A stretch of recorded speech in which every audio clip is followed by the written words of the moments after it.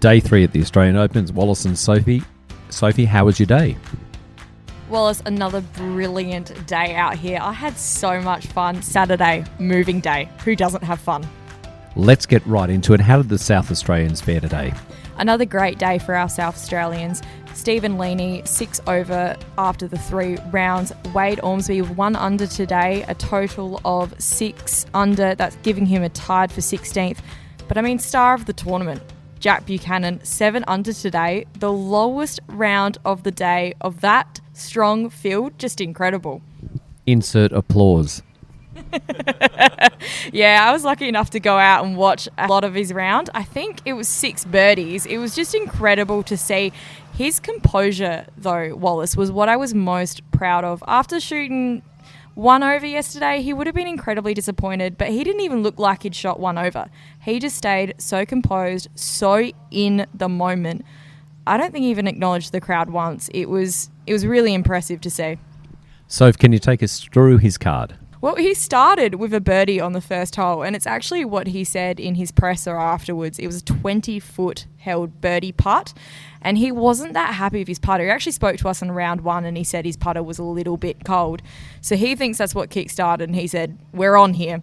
He's then eagled the 3rd hole, birdied the 6th, birdied the 8th, birdied the 12th, a bit of a hiccup on 14, which is a par 5, and it's the first of the par 5s at Royal Melbourne.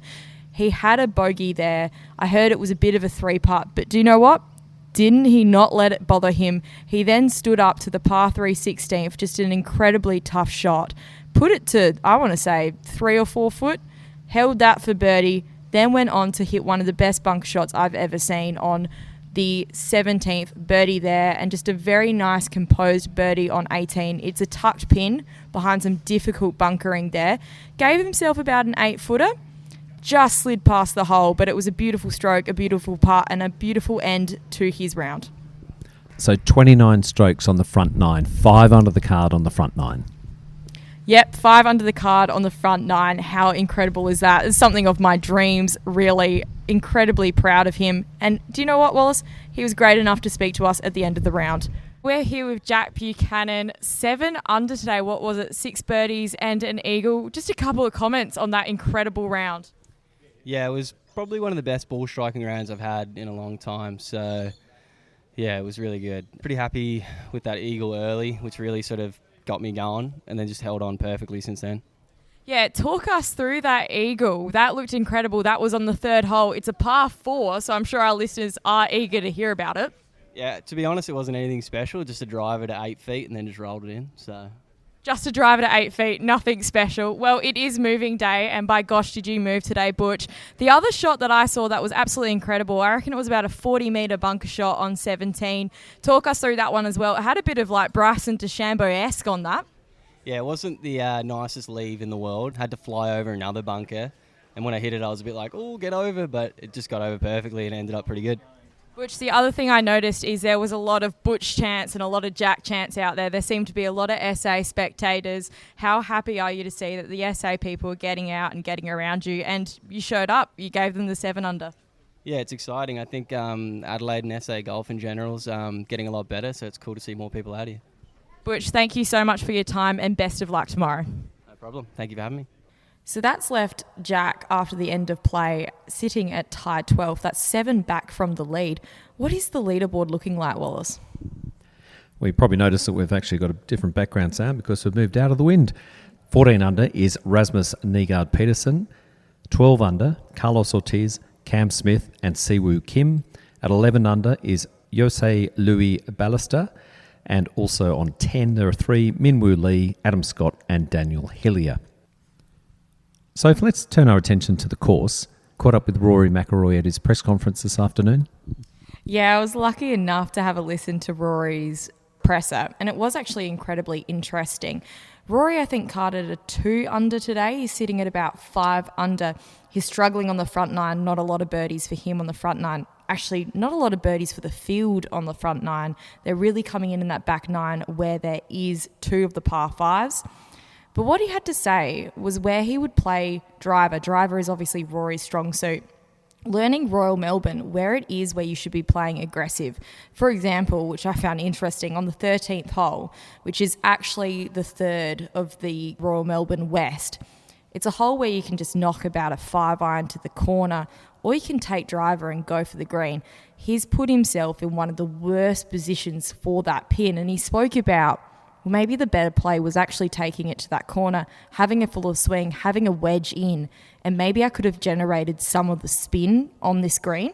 That green is so tricky, Wallace. It's the slope is from front to back, and it's pretty hard to stop anything. Well, at least with my swing speed, it is. It was really interesting. Royal Melbourne is starting to show a bit of its teeth, which it wasn't doing in the first 2 rounds. They've unfortunately had a bit of rain, but even Rory was saying that it's getting a bit firmer underfoot. They quad cut again today, which means that first bounce, it's getting a bit higher. But Wallace, we still don't have our Royal Melbourne greens. They're probably, with the putter, they're probably rolling about 2 to 3 foot short. But do you know what I found interesting? It was our Australians. Now, our Australians are the ones that shot the lowest rounds, apart from our leaders. Lucas Herbert has shot himself back into it with a 6-under round. And also Cam Smith with 5 under today. I know he finished with a bogey, so he's probably not as thrilled with his round. You know, you probably wanted to finish with a par or a birdie. But it's interesting. Our Australians are starting to put themselves back into position. So what else did Rory have to say? Well, he's actually had a tournament of firsts. I don't know if our listeners know, but on 14, he had an airy yesterday. Today, in the first few holes, he found his ball resting against a banana peel. It was kind of something out of Mario Kart. So if you're a learned golfer, are you allowed to pick up the banana peel and throw it away? Loose impediment, play as it lies, and that's exactly what Rory did. You've been here for 3 days. Tell me about the course and what you're seeing. Well, like I said, it's not playing as firm as I think Royal Melbourne would play. That's weather dependent. Our greenies are doing as good of a job as they can possibly do. I expect, though, they will cut and they will roll them as much as they can. That's going to benefit our Australians who are used to this Melbourne sandbelt, and I think had a slower start on day 1 because they were sitting there leaving putts short, thinking they were going to roll out and chips were going to roll out, and playing to that fescue at the front of the green, expecting that big, huge bounce, and it just wasn't happening. And like I said, we've had some rain today, so there's only so much the greenies are going to be able to do. But that's what I expect they will do. They'll cut again, they'll roll as much as they can, and these greens should get a bit more spicier, a bit more peppery, which is going to encourage our longer hitters to hit driver so they can get a shorter club in their hand. But it's also going to create some creativity with some of those shorter hitters taking on the corners and having longer clubs in, needing to get creative, using the slope of the greens. Lucas Herbert touched on it in his presser about how Royal Melbourne has all these slopes and you can use them to your benefit. Now, Australians have played so much amateur golf on our sand belt, including Royal Melbourne, Kingston Heath, Victoria. They know how to use these slopes and they know that pins are tucked, but it doesn't mean they're not accessible. It just means you probably shouldn't be going for them, but you can use those slopes to your advantage, and that's what I expect our Australians will do tomorrow. So which hole or holes do you see where you'll be identifying those who will be able to jump ahead of the rest of the field? Like I said, there's only 2 par 5s for Royal Melbourne, the way it's playing for these professional golfers, and that starts on 14. I actually think the hardest stretch, and excuse the pun, but maybe the Eamon's corner, is 8th to 13th. They're a stretch of par 4s. Now, there's a couple of shorter ones, 8 included. They only have to hit a 3-wood and they'll have a chip into that green. But like I said, I think they're going to get firmer and maybe a chip's not what you're after. But then there's a stretch of longer par 4s followed by some shorter par 4s again. I think if our professionals can take advantage of those shorter ones, get some birdies, I think they're going to gain massive distance on the field.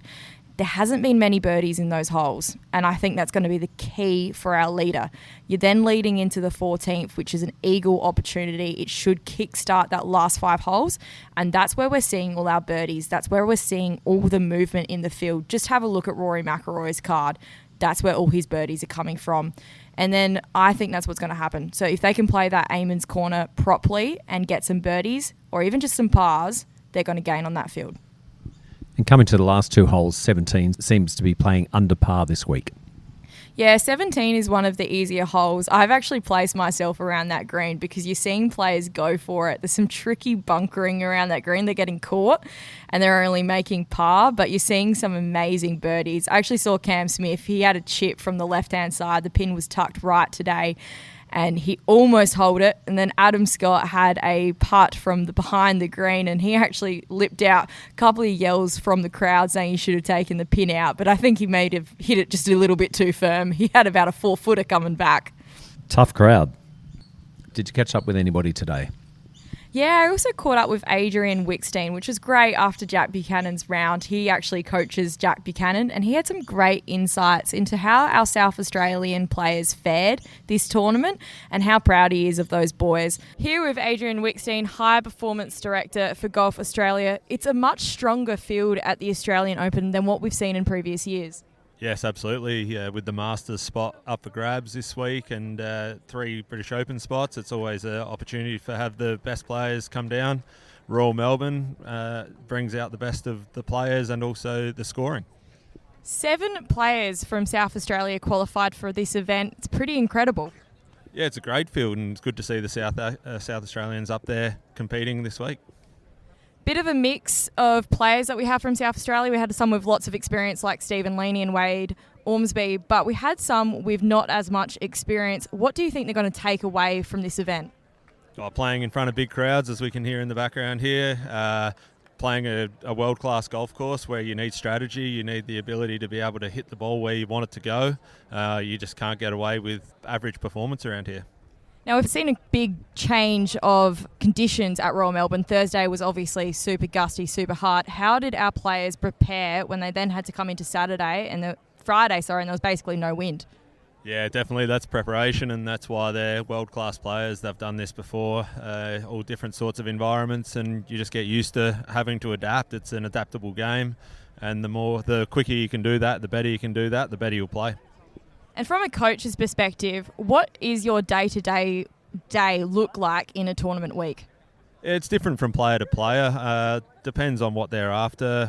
A lot of it's just to be there, bounce ideas off, just reiterate that they're good at this game and that's what they're here to do. And yeah, they've done it so many times and I've done it so many times with them. So we don't really get too worked up. Not a lot of technical stuff's required most of the time. So it's normally just do what you do and you're just there to support them. Finally, Jack Buchanan, 7 under today. If it's not the lowest round of the day, it's going to be pretty close. What were your thoughts on that? I saw you out there following him every step of the way. Yeah, he's played really well the first 3 days. He just got the putter a bit hotter today, and yeah, hopefully he does the same again tomorrow. Thank you so much for your time, Adrian. No worries, thank you. Soph, we've just picked up the round 4 draw, and it looks like Lucas Herbert and Jack Buchanan are playing together. What do you make of that? What an amazing experience for Jack Buchanan. That's actually the 2 boys that had the 2 lowest rounds today. So I'm excited to see them play together. I'm hoping they're egging each other on. Butch had another presser with another company and he actually said, they asked him, what's the plan for tomorrow? And he just said, lots and lots of birdies. And I loved that. So I'm hoping those boys get lots and lots of birdies. You made comment on his composure, and looking at the course today, we got a few snaps as well, and he really did look composed. Yeah, just looked like he was keeping it pretty simple. He was playing it how I expect most of the Australians will play it. It was just tee to green, making sure you're always having a putt at that birdie, but not forcing the issue, which at Royal Melbourne, that's what you need to do. So the leader's at 14 under, so how far back do you think's too far back? Look, it's a tight leaderboard. There's a lot of players and there's a lot of big names. And I'm thinking maybe 5 shots is where it's going to come from. I think anything more than that, you're too far back. At Royal Melbourne, if they get their greens as firm as I hope they will, and it's probably not as firm as we expect of Royal Melbourne, I think it's 5 shots. Those leaders have been there for a long time. They've been there for the 3 rounds and they're all going under par every 3 rounds. Particularly Ortiz, I've been really impressed with him. He's sitting 2 shots back and I think he is a strong contender. So that basically leaves 9 players in contention based on that. Yeah, it's a pretty tight prediction. I just think that's where it's going to be sitting at. I think some players might give it a run for their money, but I just expect those leaders have been holding it and they've been holding it strong and they look very composed. They look like they're not forcing the issue. I think the leader comes from the top 10 position. So looking to tomorrow, what do you expect to play out? I actually expect our Aussies will be strong contenders. I'm impressed at Cam Smith, and I have to put my hands up, and so does Hookie have to put his hands up. We didn't predict this. I don't think Cam Smith even probably predicted it, but his short game has been impeccable. Like I said, that chip on 17 was incredible, but his putter is hot, and that's what you need here. You need to be holing those 15-footers. This tournament will be won on these greens, and Cam Smith's putter, it's hot. I think he's a strong contender. But Lucas Herbert said it. We haven't had an Australian winner, and I don't know it at the top of my head, but it's been a while. There's a lot of pressure on our Australians, particularly here at Royal Melbourne. This course, you can just see the history. You walk through the clubhouse and they have all these clubs played and winners here. It is just amazing. The aura around Royal Melbourne is incredible.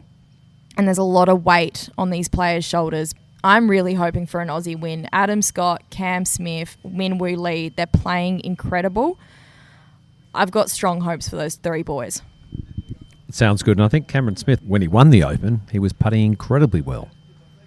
He was putting incredibly well, and it was his course management. Just like St Andrews around Royal Melbourne, you need to be using those slopes. You need to know when to be aggressive and when not to be. And I think that's exactly what Cam Smith did today. He completely stayed patient, and it was incredible to see. So Cam's 2 shots back from Rasmus Nygaard-Petersen. Carlos Ortiz, you still rate him? Yeah, I'm still rating him. He's not who I want, unfortunately, but I wouldn't be surprised if he's the one standing of the trophy at the end. So Min Woo Lee and also Adam Scott both on 10 under, 4 back from the leader. So it's going to be an exciting day. What time are you going to get here? As early as I can. I got to beat the crowds. I got to go check out that merch tent, actually. I rocked up a little bit later, gave myself a little bit of sleep in, thought, I'll head to the merch tent, get myself a little drink bottle. All sold out. No way. Incredibly sold out. All the cover heads. I wanted a little wombat for my driver. Gone. Should have got there on Thursday when I came incredibly early. But no, I thought, no, I'll just see how the week plays out. Nope, so no souvenirs for me. So I think I'm going to have to return early to see if they've restocked. So I asked that question because I assumed you would be here ready for 10-12 when Rory tees off. No, I'm going to get here a little bit earlier than that so that I can get myself a prime position for Rory McIlroy. Crowds today were 30,000. Now, like we said, it was raining, so I was pretty impressed at the 30,000 turnout, but I think it's going to be even bigger tomorrow. And I'm only 5'2", so I've really got to force my way into that front row seat. So have a great day tomorrow. Thank you so much, Wallace. You too.